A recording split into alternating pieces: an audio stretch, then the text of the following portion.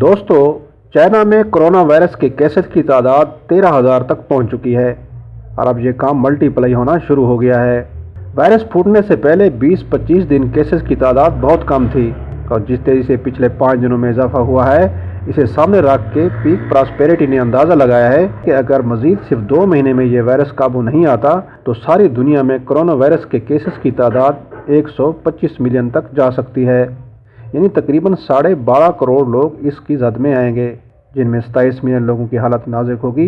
यानी तकरीबन 2.3 crore cases serious होंगे। अब पाकिस्तान में बहुत से लोग इसे अजाब कह के या इसी तरह की बातें कह के दिल बहला रहे हैं, लेकिन ये कितना नाजुक मामला है, इसका इतना ज़्यादा शोर होने के बावजूद भी पाकिस्तानी लोगों को अंदाज़ा नहीं हुआ। अब देखें कि इस वक्त दुनिया के 28 ममालिक ने चाइना के साथ तमाम किस्म की फ़्लाइट्स बंद कर दी हैं, लेकिन इन 28 ममालिक में पाकिस्तान शामिल नहीं है।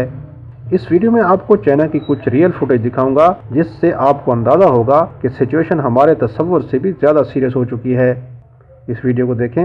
ये चाइना के शहर वुहान में एक हॉस्पिटल के आगे एक लाइन है उन लोगों की जिन्हें शक है कि वो कोरोना वायरस से इन्फेक्टेड हैं या फिर वो अपने अंदर इस वायरस की कुछ अलामतें फील करते हैं।